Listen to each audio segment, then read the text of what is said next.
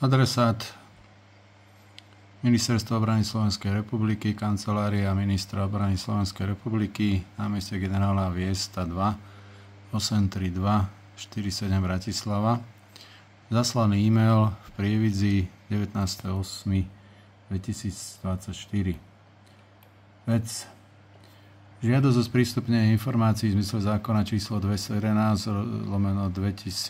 zbierky zákonov o slobodnom prístupe k informáciám a o zmene a doplnení niektorých zákonov, zátvorka zákon o slobode informácií, znení neskorších predpisov, _VOP Nováky AS. V súvislosti s rozširovaním podnikateľskej činnosti VOP Nováky AS so sídlom Duklianska 69 7271 Nováky IČO 35802-322, zátvorka ďalej VOP Nováky AS a dodávaním produktov do Ukrajiny vás žiadam o nasledované informácie podľa zákona o slobode informácií. Kedy kontrolovalo Ministerstvo obrany Slovenskej republiky systém ochrany objektu VOP Nováky AS pred možným teroristickým útokom? Otáznik. 2. Existuje plán evakuácie obyvateľstva v prípade mimoriadnej udalosti vo VOP Nováky AS v meste Nováky a v okrese Prievidza, ako je mimoriadny výbuch alebo teroristický útok? Otáznik.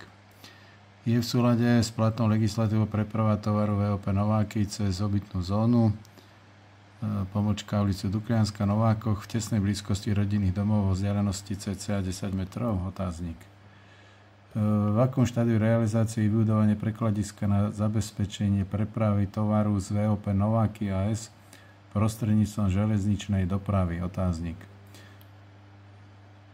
Po 5. Kto je zodpovedný za zastavenie kamionov na ceste počas prepravy nebezpečného tovaru a spôsobovanie stresových situácií obyvateľom rodinných domov z možného výbuchu alebo teroristického útoku na nákladné vozidlá na ulici Duklianska bez sprievodných vozidel polície Slovenskej republiky alebo vojenskej polície Slovenskej republiky? Otáznik.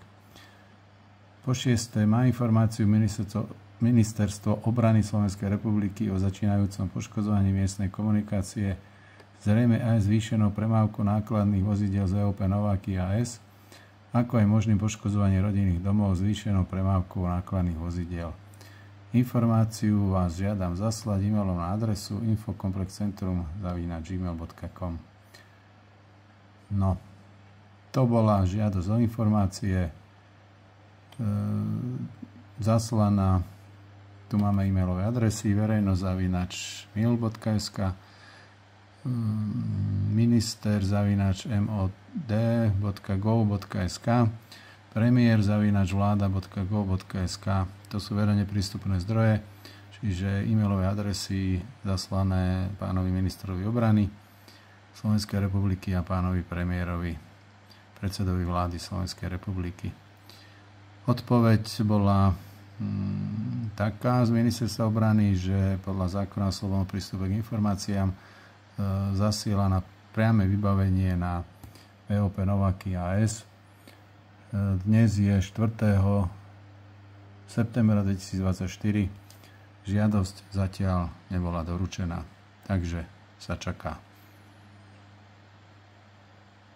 To je všetko. Fajnový deň.